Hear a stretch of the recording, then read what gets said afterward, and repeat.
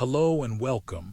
Tonight we're stepping into a story older than cities, quieter than a whispered conversation, and if I do this right, not quite fascinating enough to keep you awake. We're talking about glass. Yes, glass. The stuff in your windows, your drinking glasses, maybe even your phone screen. And while I can't guarantee I won't slip in a curious fact or two, I'll do my best to keep it calm, slow, and only mildly interesting. So before you get comfortable, take a moment to like the video and subscribe, but only if you genuinely enjoy what I do here. And if you're still awake by the end, I'd love to know where you're listening from and what time it is for you right now. Now dim the lights, maybe turn on a fan for that soft background hum, and let's ease into tonight's journey together. The beach is quiet tonight. You're standing on the edge of an ancient shoreline, long before sandals, sunscreen, or suspicious seagulls. The sand beneath your feet is soft, the wind carries a faint tang of salt, and somewhere nearby, a campfire crackles. It's a scene so peaceful you almost forget that human history is about to take a surprising little turn. A group of merchants, Phoenician sailors, or so the story likes to go, have set up camp along this coast. They've dragged some stones from their cargo to hold up cooking pots over the fire. The stones aren't precious metals or jewels.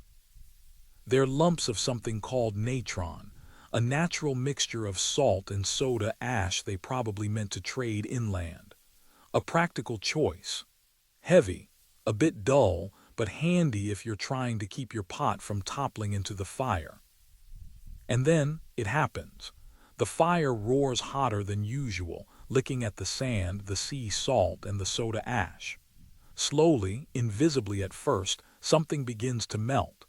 The heat works its quiet magic on the mixture, softening the sand until it flows like syrup. And there, as dawn glows faint on the horizon, something strange gleams at the edge of the embers, a hard, glossy lump where there should have been nothing but ash and soot. Glass. Now, is this exactly how it happened? Well, scientists still wonder if this tidy little legend is more fable than fact. But what we do know is that somewhere, sometime around 3,500 years ago, humans stumbled, quite literally, upon the secret of turning sand into glass. It's worth pausing for a moment here. Sand, fire, salt, and an accident. That's all it took to change the world just a little bit.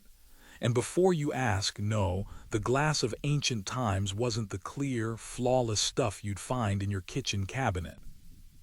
Early glass was cloudy, sometimes bubbly, often tinted strange shades of green, blue, or brown. It was closer to a chunky gemstone than a crystal-clear window pane, but even in its roughest form, it caught the human eye. There's something hypnotic about the way molten sand cools into smooth, shining glass. Even if you weren't trying to invent anything useful, it would have been hard to ignore. Now, if this were a different kind of story, I might launch into a deep dive on the chemistry of silica, fluxes, and melting points. But you're here to relax. And really, who wants a bedtime lecture on silicate networks? So instead, just picture it, a flicker of heat, a pool of glowing liquid, and a moment when stone becomes something else.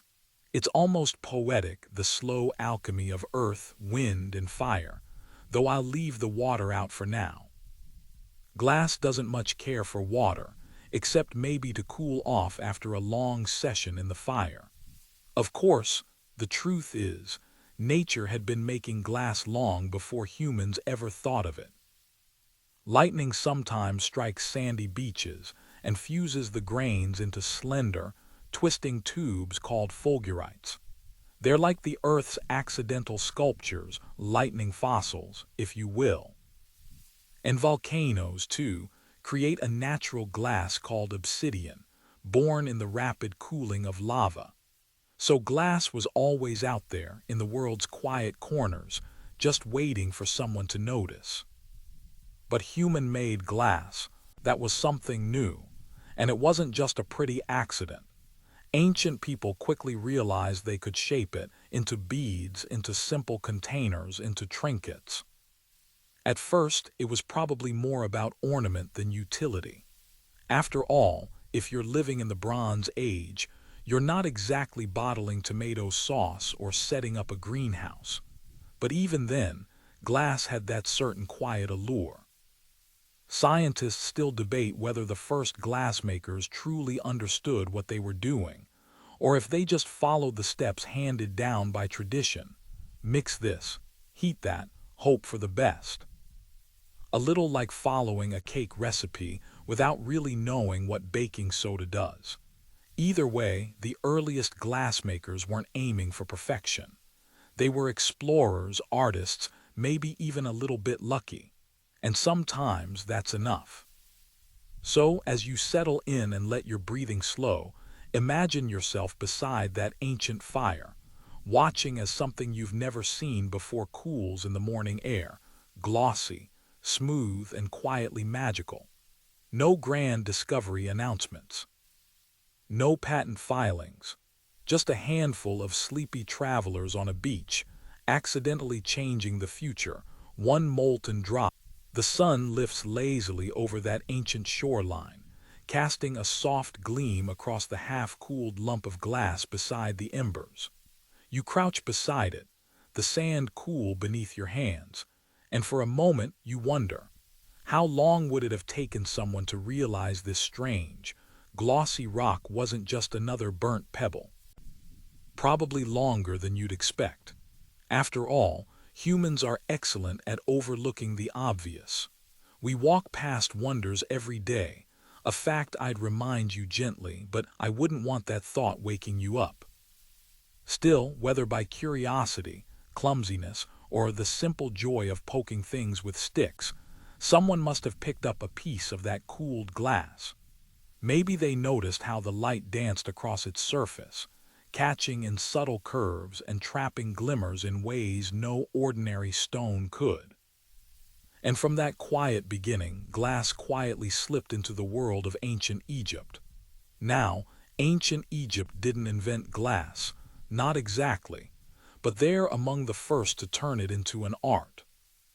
Around 1500 BCE, Egyptian artisans were crafting small glass beads, amulets, and inlays, the kind of things you might find in jewelry or tucked into ceremonial objects. Not windows, not bottles, just tiny glimmers of color pressed into everyday beauty. It's funny to think about it. These were people who built pyramids, charted the stars, and embalmed their dead with rituals that could fill entire libraries. Yet when it came to glass, they kept things delightfully simple. A splash of color here, a bead there, a touch of the extraordinary woven into the ordinary. And while I could regale you with the technical details of their glass recipes, yes, they had those, I'll resist. You've got better things to do, like sleep, or at least pretending to while I keep talking.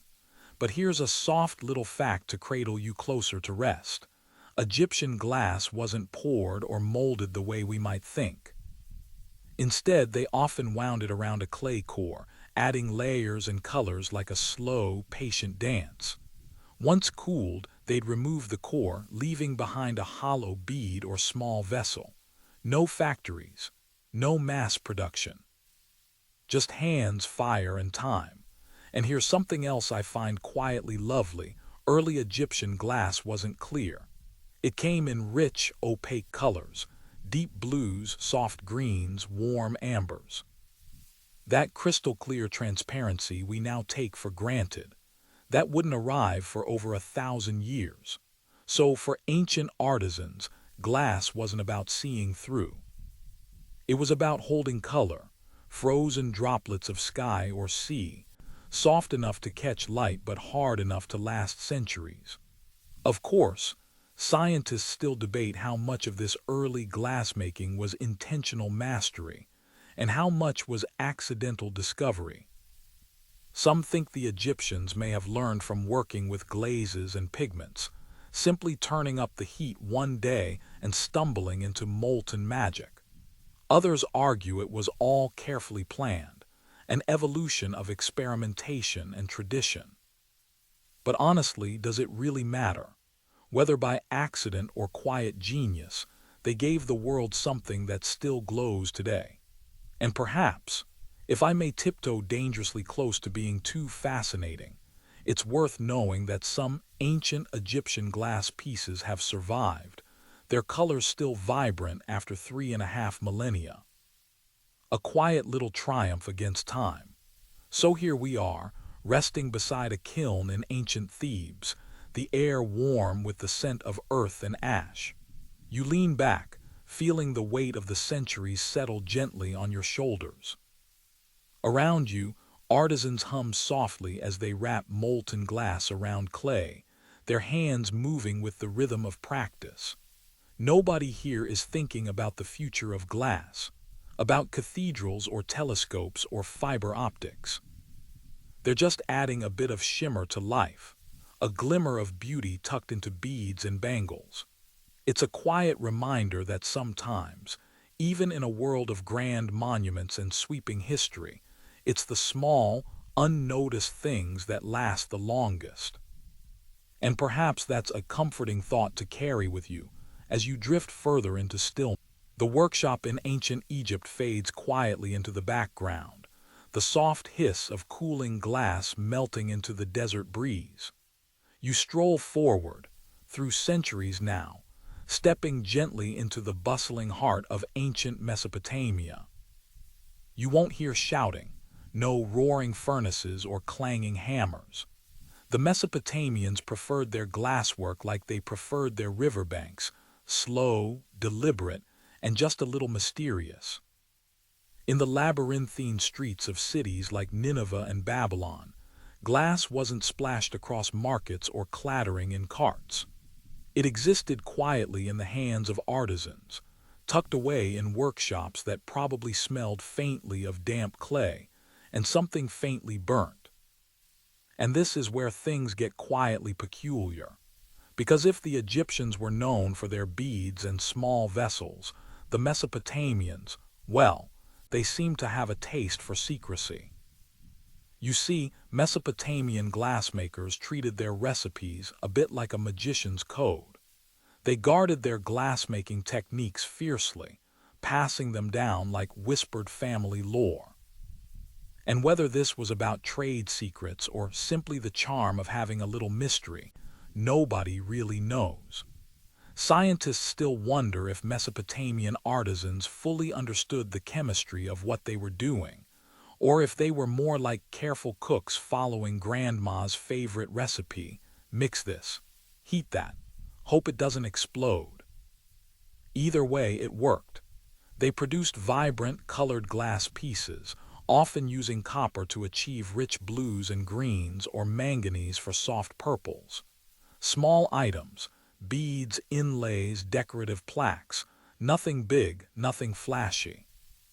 Just tiny fragments of color, crafted by hands that probably had no idea their work would be dug up thousands of years later by sleepy archaeologists with very patient brushes. And I promise, I'm trying not to make this too fascinating. Though if you happen to be the sort of person who finds ancient pigment recipes thrilling, well, I can't help that. But here's a thought you might find gently amusing as you settle deeper into rest. For all their caution, the Mesopotamians probably didn't realize they were also tinkering with a recipe that barely changed for over 2,000 years. Sand, soda, lime, the ancient trifecta of glass ingredients. You could almost imagine a Mesopotamian glassmaker leaning over a pot and muttering, "Why mess with a good thing?" And they didn't, not much anyway. One curious detail I'll slip in: with all the care they took in making colored glass, they never really chased after transparency. Clear glass wasn't on their radar. They liked their glass thick, richly colored, often patterned. Glass was for decoration, not for looking through.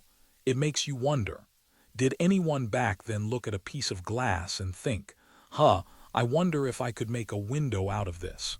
If they did, they kept it to themselves. And honestly, that seems pretty on brand for Mesopotamia. But even as their artisans mixed and melted in secrecy, their glass found a way to travel. Beads moved along trade routes, tucked into cargoes alongside spices, lapis lazuli, and, well, probably things far less glamorous, like sacks of grain or bundles of wool.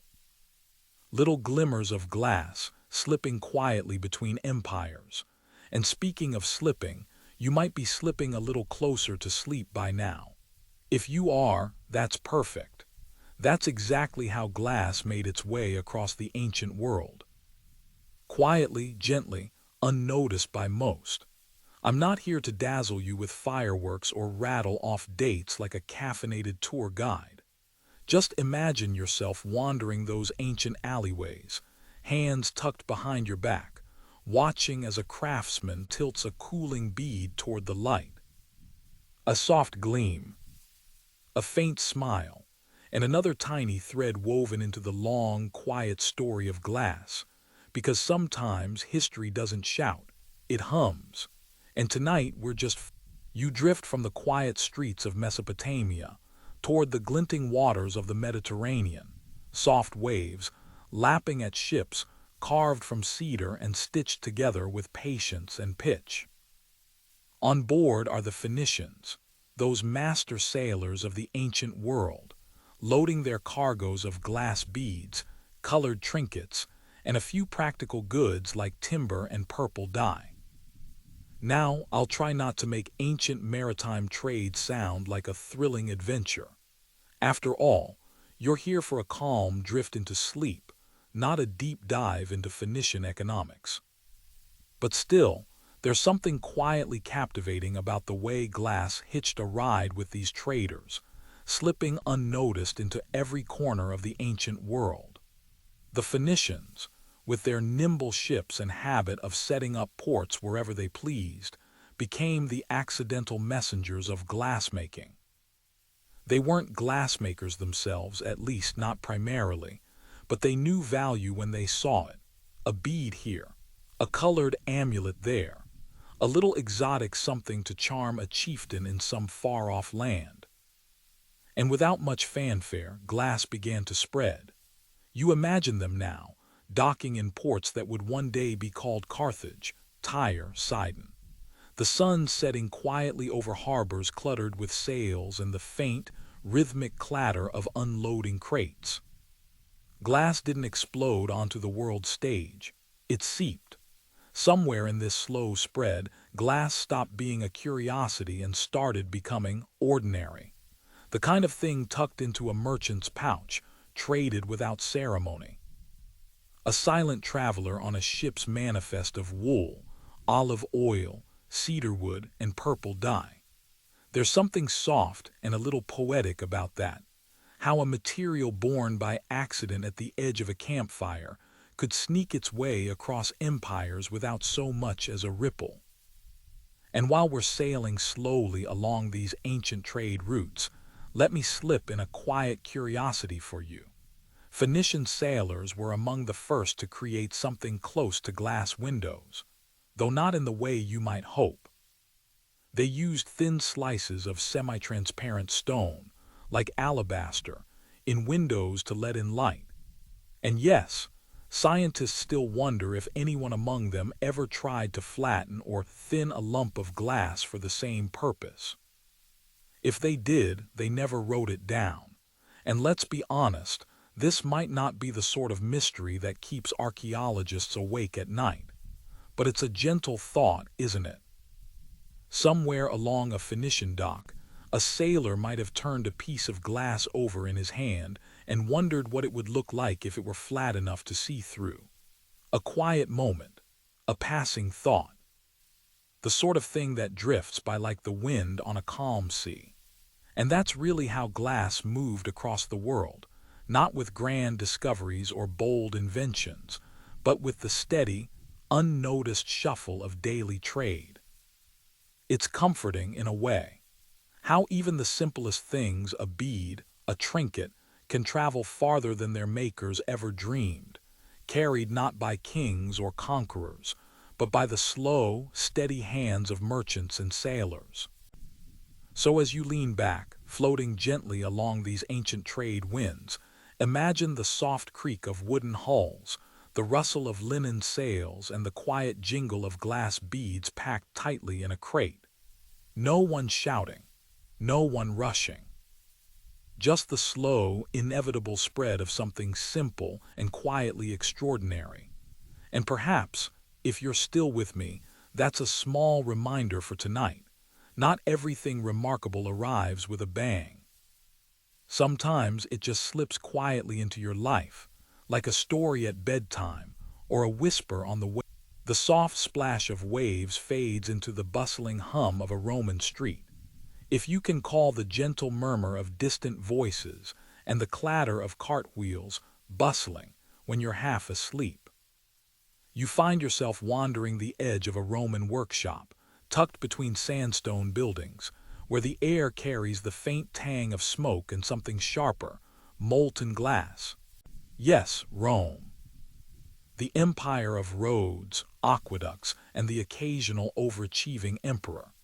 And though I'll try not to get too enthusiastic, the Romans gave glass something it never really had before, a place in everyday life. Before Rome, glass was precious, a treasure of the wealthy, the ceremonial, the secretive. But Romans did what Romans always did. They took something rare and turned it into something practical.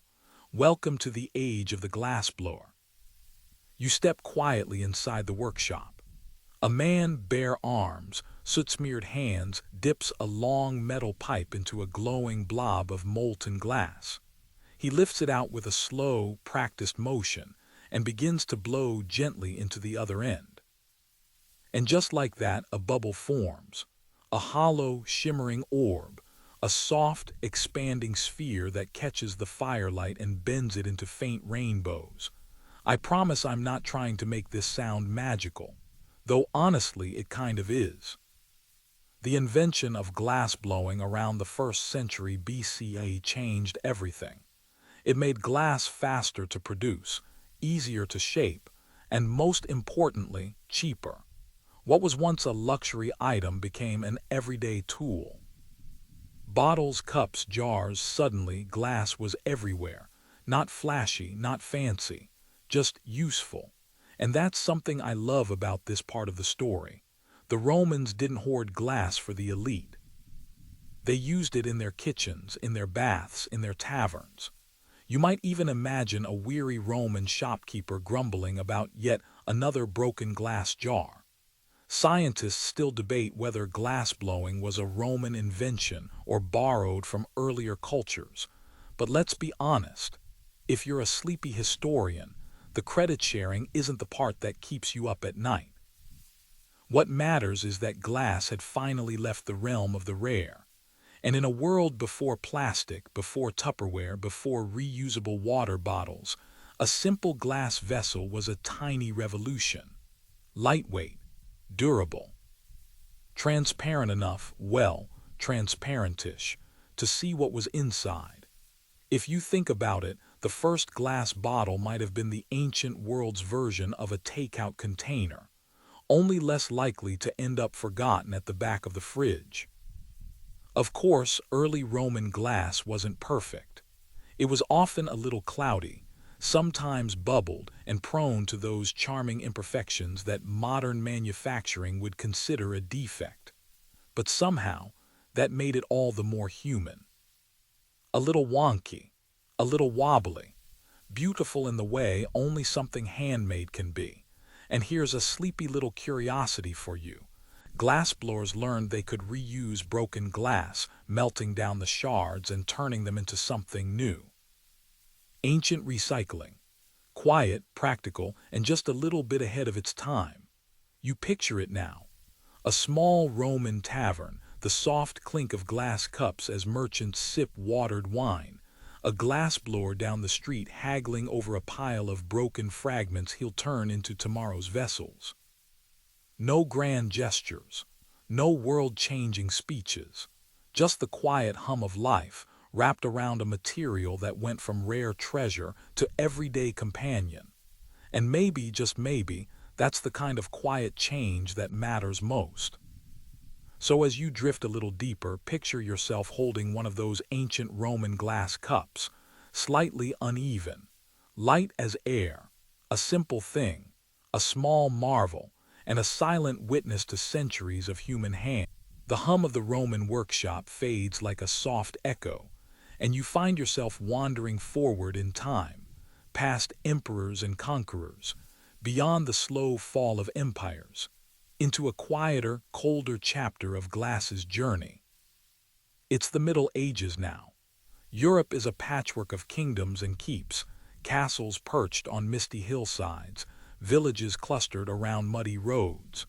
And somewhere inside those stone walls, something quietly new is happening. Glass is climbing into the walls themselves. Windows.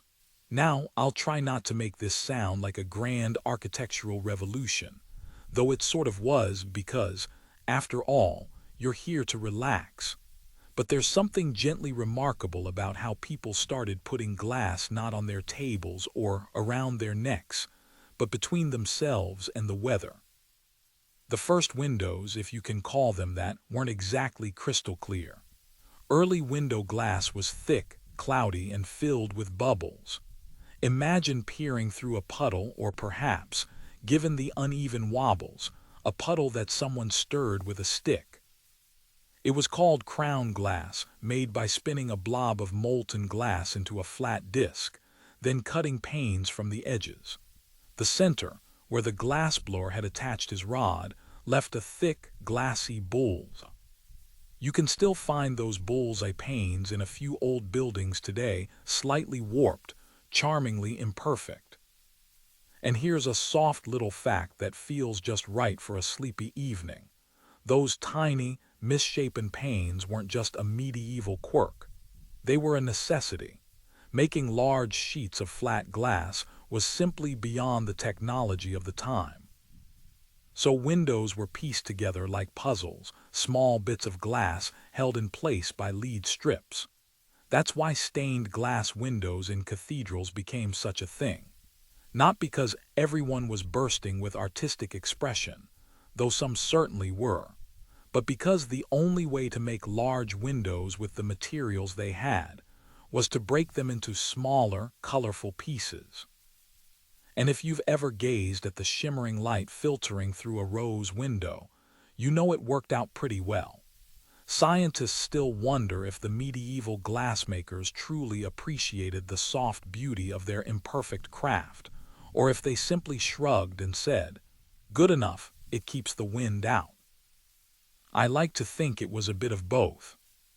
There's something quietly satisfying about a material that didn't need to be flawless to be beloved. That even with its ripples, its bubbles, its strange greenish hue, it found a place in homes, churches, and cozy taverns. And here's a curious thought to drift on. Glass windows didn't just change architecture. They changed how people saw the world, quite literally. Suddenly, you could sit indoors and watch the weather happen without being part of it. You could see the storm, feel the warmth of the hearth, and stay dry all at once. That's a small kind of magic, the quiet kind, the kind that slips into daily life until you can't imagine it not being there.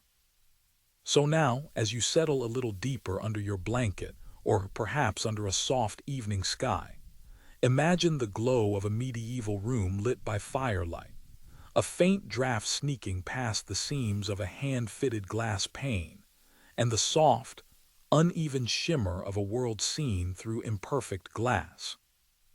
It didn't have to be perfect. It just had to be enough.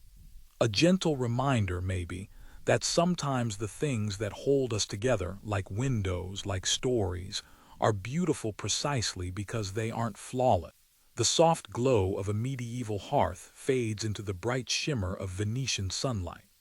You're standing now on a quiet island just off the coast of Venice, Murano. The water laps gently at the docks, and somewhere nearby, a glassblower exhales softly into a glowing pipe. Welcome to the island of secrets. Now, I'll try not to make Murano sound too mysterious, though it's certainly earned its reputation. In the late 13th century, the Venetian government ordered all glassmakers to move their workshops here, supposedly to protect the wooden city of Venice from glass furnace fires. But let's be honest, the real reason: keeping their glassmaking secrets tucked away from prying eyes. Because by this point, glass had become more than pretty beads and practical windows. It was art, luxury, a guarded treasure of technique and tradition. And Venice, well, Venice knew a good trade advantage when it saw one. The glassmakers of Murano weren't just artisans. They were the quiet alchemists of the Renaissance, experimenting with colors, clarity, and forms that dazzled Europe's wealthiest families. They learned how to make glass thinner, clearer, smoother, even transparent enough to rival rock crystal, which was about as fancy as it got back then. They called it cristallo. Delicate, flawless, and often mistaken for actual crystal by those who didn't know any better. Of course, the glassmakers weren't allowed to leave Murano. Not permanently. Venetian law made sure of that. Because if you're running a city built on trade secrets, the last thing you want is your best glassblowers setting up shop in someone else's kingdom. Scientists still debate just how strictly those rules were enforced, and how many glassmakers quietly snuck away under cover of darkness. But the legend stuck, and while I'd love to spin a tale of daring escapes and midnight glass smuggling, this isn't that kind of story. No, this is the quiet story of how a community of craftsmen, working with nothing more than sand, soda, and fire, turned glass into something bordering on the miraculous. Venetian glass wasn't just useful, it was beautiful. Feather-like goblets, intricate beads, delicate chandeliers are pieces that seemed almost too fragile to exist. And somehow they did. But here's the gentle irony. For all the secrecy, the real magic of Murano glass wasn't a single recipe or hidden ingredient. It was practice, patience, 1,000 tiny experiments passed quietly from master to apprentice. No shortcuts. No grand inventions. Just a slow, steady refinement of skill over centuries. It's worth pausing here, maybe letting this thought settle softly into your evening. Sometimes the most extraordinary things aren't born in a flash of genius. They grow quietly through careful hands and quiet repetition. Murano glass became famous not because of some sudden breakthrough, but because people kept showing up, day after day, to blow, shape, and refine over and over, until the ordinary turned extraordinary. And perhaps there's a kind of restful comfort in that.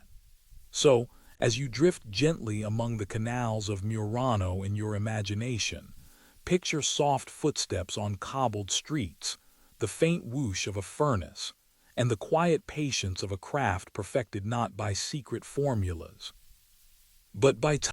The sunlit canals of Murano dissolve like a soft reflection on water, and you find yourself stepping into a quiet chamber, somewhere in 16th century Europe. A room filled with soft candlelight, cool polished stone, and something quietly astonishing leaning against the wall. A mirror. Now, I'll try not to make this sound like a fairy tale moment, though. Considering how mirrors changed the way people saw themselves, it's tempting. Before glass mirrors, reflections were something you caught in a still pond, a polished metal plate, or perhaps a highly burnished piece of bronze. Good enough, maybe, if you wanted to check that you didn't have soup on your face. But hardly flattering. And then came the glass mirror. A thin, carefully crafted pane of glass backed with a delicate layer of reflective metal, usually mercury mixed with tin. The result: a reflection clear enough to startle a person used to seeing only murky outlines. Suddenly, people weren't just guessing at their appearance. They could see themselves as others saw them. And here's where things get quietly curious. Historians still wonder if the rise of the mirror helped nudge along ideas of self-awareness, personal identity, and yes, vanity. After all, it's hard to be self-conscious about your looks if you've never actually seen them. But I promised I wouldn't get too philosophical. You're here to unwind, not lie awake pondering the history of human ego. Still, imagine the gentle astonishment of a 16th century noblewoman gazing into a mirror for the first time, tilting her head slightly, seeing herself in crisp, living detail. It's a soft kind of revolution, a quiet shift in how people related to themselves. Of course, early mirrors weren't perfect. The backing tarnished over time, leaving cloudy patches. The glass itself, even in Venice's famed workshops, wasn't always flawlessly flat. But that didn't seem to matter. Mirrors became a quiet luxury, a coveted item in homes, palaces, and curious little shops. They were expensive, fragile, and sometimes rumored to have mystical properties. Though, to be fair, most things shiny have attracted a fair share of superstition. One lesser-known detail, which I find gently amusing. When the technique for making high-quality mirrors finally spread beyond Venice, the Venetians were less than pleased. Let's just say the story involves a few runaway artisans and a dash of industrial espionage, though I'll save the cloak and dagger tales for another night. What I will say is this: by the 17th century, mirrors were showing up in more and more places. Not just in grand homes, but in shops, taverns, even small parlors. And with them came a soft but steady shift in design, architecture, and even human interaction. Rooms grew brighter thanks to reflected light. Spaces felt larger. People became, whether they realized it or not, a little more aware of their own reflection. It's funny, really, how a simple sheet of glass, coated in metal, could quietly reshape how we see the world and ourselves. So as you relax deeper, perhaps catching your own faint reflection in a darkened window or a phone screen gone dim, think of that first soft moment when someone met their gaze in a glass mirror. Not a grand discovery, not a thunderclap of history, just a quiet human curiosity caught softly in glass. And maybe, just maybe, a reminder that even the simplest reflections can hold a world of quiet wonder. The flicker of candlelight on a mirror's surface fades, like a soft breath on cool glass, and you ease forward in time again, this time to a quiet Italian hillside under a sky just beginning to darken with stars. A man stands at the edge of a rooftop, squinting up at the night sky, holding something you might barely notice at first glance. A slender tube, glass lenses fitted carefully at either end. Galileo Galilei. Now, don't worry. I'm not about to launch into a dramatic tale of scientific rebellion and inquisitions. After all, I promised this would help you relax, not spark a midnight debate about heliocentrism. But I can't help sharing this soft, astonishing fact. The glass lenses that helped Galileo see the moons of Jupiter weren't originally made for gazing at the heavens. They were reading aids, magnifiers, sold by humble spectacle makers in Dutch markets. It was Galileo who took the idea of stacking lenses together and thought, I wonder what would happen if I pointed this at the sky. And just like that, telescopes were born. A simple combination of glass, shaped and curved with patient hands, gave humans their first real glimpse of the universe beyond. Now, scientists still wonder if Galileo was the very first to build a telescope. There's evidence that Dutch lens makers may have stumbled on the design first. But Galileo was certainly the first to turn it skyward with curiosity and care. And what did he see? Cratered moons, Jupiter's satellites, the rough, imperfect surface of the sun. Things that, up until then, many had assumed were smooth, polished, and perfect, like the celestial spheres described by ancient philosophers. It turns out, even the heavens had flaws. There's something quietly humbling about that. How a bit of glass, ground and polished by human hands, could show us that the universe wasn't a flawless machine, but a messy, marvelous expanse of imperfections. And here's a soft little irony. Galileo's telescope wasn't very powerful by today's standards. In fact, you could easily buy a children's telescope now with better magnification.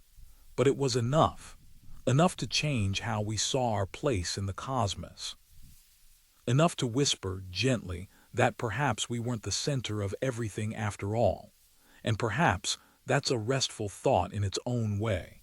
Because if the stars themselves can be imperfect, if even the sun has spots, then maybe it's okay for us to have a few of our own. So tonight, as you settle in and the sky outside your window softens into velvet, imagine standing beside Galileo, the cool night air on your skin, the quiet weight of a telescope in your hands, and looking up at a sky just beginning to reveal its quiet wonders. No great fanfare, no blinding light, just glass and a little curiosity, and a universe waiting quietly to be seen. The night sky above Galileo's hillside fades gently, and you find yourself stepping quietly onto a cobbled street in 17th century Holland. The air is soft with the scent of damp earth and fresh-cut wood, and in a modest workshop lit by filtered sunlight, another curious mind leans over a tiny, gleaming lens. Antony van Leeuwenhoek. Now, I'll do my best not to make this story too gripping, though, truthfully, it's hard not to admire a man who made history simply by peering at water droplets. You see, Van Leeuwenhoek wasn't a scientist by trade. He was a draper, a cloth merchant, someone whose job was, quite literally, to examine fabric for quality. And for that, he needed magnifying lenses. Not satisfied with the ones available, he taught himself to grind and polish his own.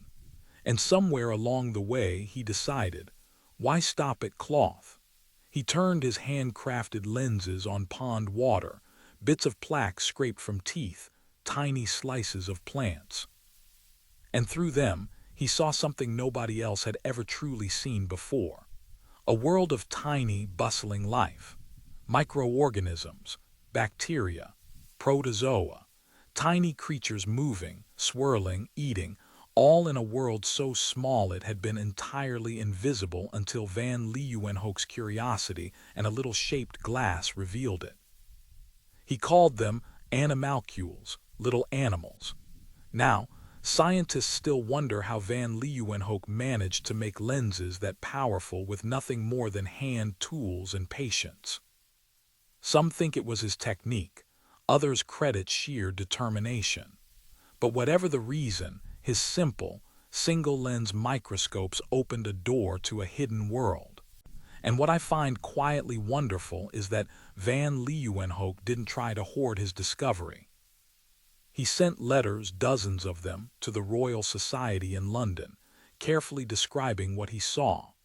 Imagine that for a moment. A tradesman with no formal scientific training, sitting at a wooden table by the soft light of a Dutch afternoon, quietly revolutionizing biology, and then politely sharing his findings in handwritten notes. It's the kind of soft-spoken brilliance that doesn't ask for applause, and honestly, I find that oddly soothing, because it wasn't a race or a competition. It was a man, a lens, and a quiet sense of wonder. Van Leeuwenhoek never thought of himself as a great scientist. And yet, through his glass, we first glimpsed the invisible threads of life. It's funny, really. Glass, a material made by accident, shaped by fire, revealing both the vastness of space and the tiny, hidden worlds beneath our noses. A gentle reminder that the biggest discoveries often come from looking closely and patiently. So as you drift further into rest, imagine Van Leeuwenhoek bending over his simple microscope, his breath soft against the lens, eyes wide with quiet amazement at the tiny creatures swimming in a droplet of water. No shouts of discovery, no rush to publish. Just a man, a lens, and a soft, endless curiosity, and a world quietly revealed in glass. The tiny, swirling world under Van Leeuwenhoek's lens slowly blurs, fading like a soft ripple in a pond. You step gently into the candle-lit halls of 18th century Europe, a world of powdered wigs, velvet gowns, and grand banquets where the glassware sparkled as brightly as the gossip. And tonight, we're slipping quietly into the world of lead crystal. Now, I promise I'll try not to make the chemistry of lead oxide too thrilling. Though if you're the sort of person who finds glass recipes unexpectedly fascinating, I can only apologize in advance. Here's the simple charm of it. Somewhere around the late 1600s, an English glassmaker named George Ravenscroft began experimenting with adding lead oxide to molten glass. His goal? To make glass clearer, smoother, and easier to shape. What he ended up with was something entirely new: lead crystal, a glass that was not only brilliant and sparkling but soft enough in glass-making terms, anyway, to cut, engrave, and polish with incredible detail. It was heavy in the hand, rich in clarity, and gave off a soft, melodious ring when gently tapped, a sound that became something of a party trick at noble banquets. And yes, if you've ever lightly pinged the rim of a fine wine glass just to hear it sing, you've echoed a tradition that started with lead crystal. Of course, scientists still debate whether Ravenscroft was truly the first to make lead crystal, or if he just perfected a recipe that had quietly wandered through glass workshops for years. But does it really matter? What mattered was how lead crystal turned ordinary drinking vessels into glittering table centerpieces.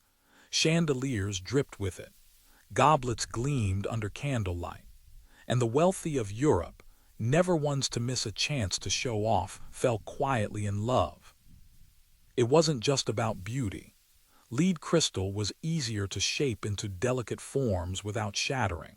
It could be cut into patterns that caught and refracted light in ways that seemed almost alive. And here's a soft, curious fact you might enjoy. The tradition of toasting with glasses may have taken on a new charm because of lead crystal's distinctive ring. That gentle clink became a subtle symbol of refinement, a delicate sound that whispered wealth rather than shouted it. Now, before you worry, yes, lead crystal does contain lead. But the risk of sipping from a cut glass goblet at your average 18th century banquet was probably lower than, say, surviving the rest of the evening's political intrigue. I won't wander too far into health warnings, though. After all, this is a bedtime story, not a public safety announcement.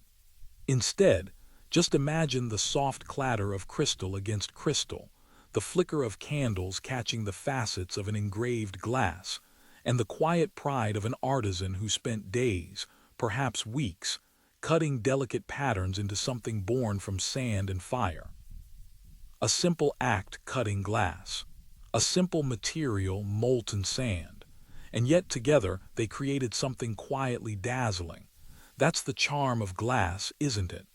Always balancing between the practical and the beautiful, the ordinary and the extraordinary. So as you settle a little deeper under the weight of your blanket, or perhaps under the soft weight of your own quiet thoughts, imagine a grand banquet hall, the soft hum of conversation, and the shimmering ring of lead crystal catching the night air. No need for grand speeches or historical fireworks. Just a quiet moment in the long, gentle story of glass, shining softly in the candlelight. The soft chime of lead crystal lingers in the air as you slip gently into the sunlit gardens of 19th century England. A time of greenhouses, quiet botany, and glass finding its way into something almost cozy. Yes, tonight, we're stepping softly into the quiet world of window panes and greenhouses. Now, I'll try my best not to make the history of horticultural glass too riveting, though between us, it's quietly delightful how plants and glass teamed up to reshape entire landscapes. You see, before the Industrial Revolution, glass was still something of a luxury. Windows were small, panes were expensive, and greenhouses, well, those were more like glass cupboards for the very wealthy. But as glass production improved, thanks in no small part to better furnaces, better materials, and a lot of patient trial and error, something quietly transformative happened. Glass got bigger and cheaper. Suddenly, panes could be made large enough, flat enough, and affordable enough to be used in, well, just about anything. And with that, the greenhouse blossomed. Literally. In country estates and city gardens, grand glass houses sprang up, delicate frameworks of iron and glass, shimmering softly in the English mist. Places like the Crystal Palace, built in 1851, showcased not just the power of the Industrial Revolution, but the quiet wonder of glass as a material that could house entire worlds within its transparent walls. But I promise to keep this soothing. So let's leave aside the grand exhibitions and slip into a quieter scene. A small English garden, perhaps. The morning sun catching on the panes of a modest greenhouse, its surface dappled with condensation. Inside, exotic plants, ferns, palms, delicate orchids growing gently in the filtered light. And a gardener, sleeves rolled up, watering can in hand, moving slowly among the glass walls. There's something quietly magical about that image. Glass turned into a soft barrier, strong enough to hold out the chill, gentle enough to let the light pour in. It wasn't flashy. It wasn't even particularly new by then. But it reshaped how people could live with nature. Suddenly, you could grow tropical plants in a temperate climate. You could watch tomatoes ripen in a frosted landscape. You could create tiny, controlled worlds where seasons bent softly to your will. And perhaps, though scientists still debate it, that simple innovation of glass in greenhouses helped spark new waves of botanical study, agriculture, and even global trade. All because of a quiet sheet of glass set between sunlight and soil. Here's a soft curiosity for you to drift on. The term glasshouse in Britain still means greenhouse today, but it also gently echoes in language elsewhere, in architecture, in design, in metaphors about people in glass houses. It's a small reminder that even humble materials can leave a wide ripple. And isn't that a soothing thought? That something as simple as glass, once a lucky accident on a sandy beach, could one day create tiny worlds of warmth and green life amid the gray chill of a British winter. So as you settle deeper, maybe with the soft image of a greenhouse framed in your mind, imagine the quiet patter of rain on glass, the warm breath of growing things inside, and the slow, patient hands of a gardener tending a world shaped by light and shelter. Glass didn't need to shout to change the world. Sometimes, it just had to let the light. The gentle drip of water on greenhouse glass fades into something quieter still. A soft pulse of light moving through a slender thread no thicker than a strand of hair. You've drifted gently into the world of fiber optics. Now, I'll do my best not to make this sound like a technological thriller, though, if glowing strands of glass whispering messages at the speed of light don't at least make you curious, well, you're a stronger sleeper than I am. But here's the heart of it. In the 20th century, scientists discovered that glass could do more than sit in a window pane or cradle a plant beneath a greenhouse roof. It could carry light. Not just glow, not just reflect, but actually guide light along its length, even around gentle curves. All thanks to something quietly remarkable called total internal reflection. Now I'll avoid the physics lecture, though I may whisper this much.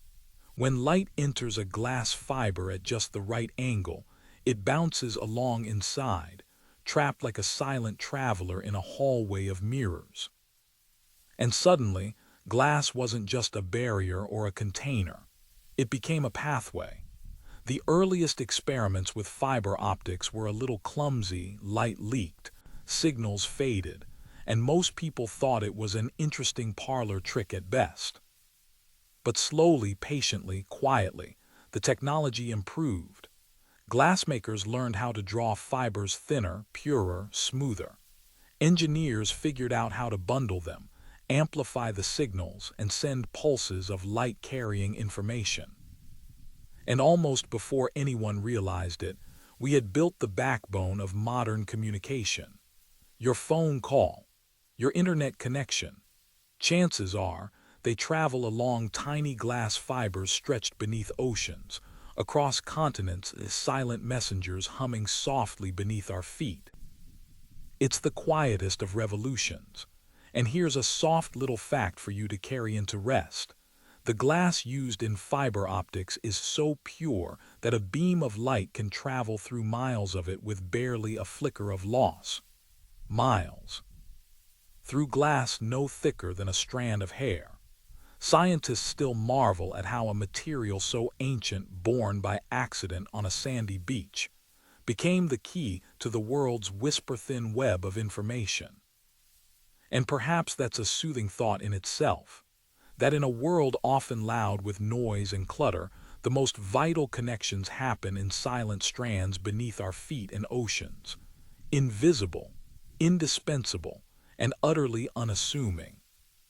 So as you settle deeper into your quiet evening, imagine those soft pulses of light, moving gently through glass threads stretching across the world, carrying words, images, and quiet thoughts like this one. No sound, no fanfare. Just light gliding softly through glass. The accidental wonder of sand and fire still shaping the way. The faint pulse of light through fiber optic strands fades into something even quieter, the unnoticed glass that surrounds you every single day.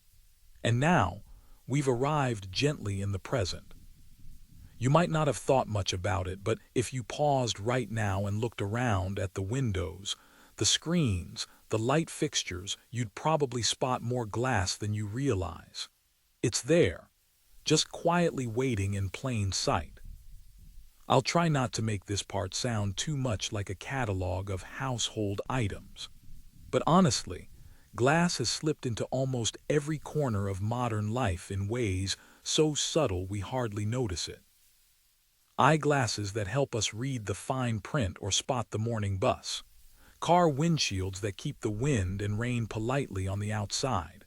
Light bulbs, test tubes, oven doors, watch faces. And of course, the little pane of glass you might even be holding in your hand right now. Your phone screen. Glass that's been chemically strengthened, scratch-resistant, touch-sensitive. Scientists still wonder if glass is the unsung hero of the modern world, a material we lean on without even thinking, a quiet partner in everything from architecture to communication.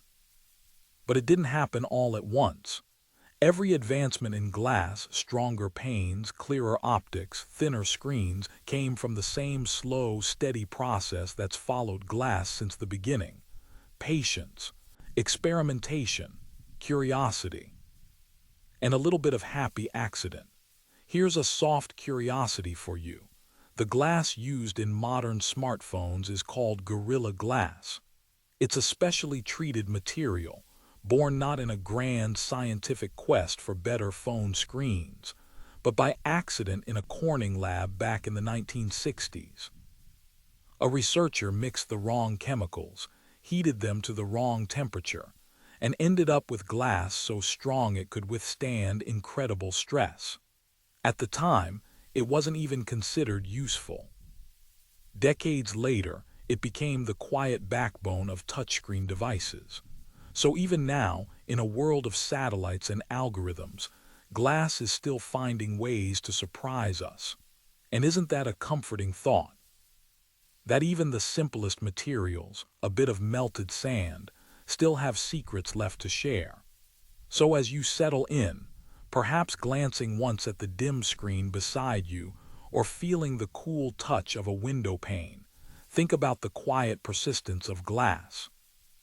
How it's traveled from the fires of ancient shores to the soft glow of your everyday life, not with a roar but with a whisper, not with a spotlight but with gentle presence. And maybe, just maybe, a reminder that even the most ordinary things can hold the quiet weight of history. And so, we've come full circle from the accidental fires of an ancient beach to the silent glow of a smartphone screen in your hand. But before you slip completely into sleep, there's one last scene to visit. You're standing again by a quiet shore. The sand is cool beneath your feet, soft as velvet in the night air. The waves hum gently, a slow rhythm that's been playing long before any human ever noticed it. In your hand, you turn over a small, smooth fragment. See glass, once sharp and discarded, now softened by time and tied into something people collect for its simple beauty.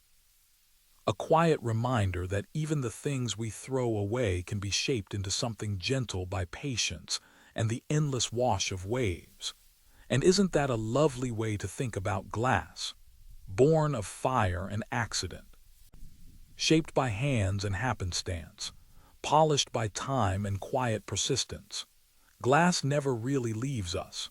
It melts, it reshapes, it returns. Somewhere beneath your feet, grains of sand wait for the right touch of heat, the right flicker of fire, the right curious hand to lift them up and make them something new. It's been that way for thousands of years. Scientists still wonder what the future of glass will look like: new forms, new uses, new stories. Maybe windows that clean themselves. Maybe fibers that carry not just information but power. Or maybe just glass. Quiet, dependable, overlooked. A reminder that sometimes the things that change the world don't come crashing in with noise and glory. They arrive softly, with a quiet gleam, a soft reflection, a shimmer in the firelight. So tonight, as you breathe a little slower, as your thoughts drift like soft waves on a quiet shore, imagine that first spark of molten glass, the campfire glow, the cooling breeze, the shimmer of something entirely unexpected. It didn't have to be a grand discovery. It just had to be enough to catch the light and a little bit of human wonder. And perhaps, just perhaps, that's all any of us need. To be soft, to be patient, to catch the light. And now, here we are, the soft end of a quiet story. We've walked alongside ancient traders and curious artisans, glassblowers and gardeners, stargazers and scientists. We've followed glass as it drifted gently through centuries, slipping into lives, into windows, into hands, often unnoticed, but always present. And maybe that's what makes this story the perfect one for tonight. Because glass, like sleep, doesn't need to shout to be powerful. It doesn't demand attention. It's just there. A soft presence, a quiet thread in the fabric of the world. So let your breathing slow now. Let the gentle hum of the world outside fade into a soft, soothing hush. No need to hold on to thoughts. They'll wait for you in the morning. Imagine cool air brushing softly against your skin. The quiet tap of distant raindrops on a window pane. The calm certainty of knowing that, for now, everything can simply pause. Glass, after all, never rushes. It shapes itself slowly, cooling, forming, waiting. And tonight you can too. There's no hurry, no story left untold, just a quiet place waiting for you just below the surface of sleep. So sink a little deeper, and know that somewhere in the gentle hum of the world, the story of glass and yours continues quietly, softly, without rush. Rest well, sleep deeply.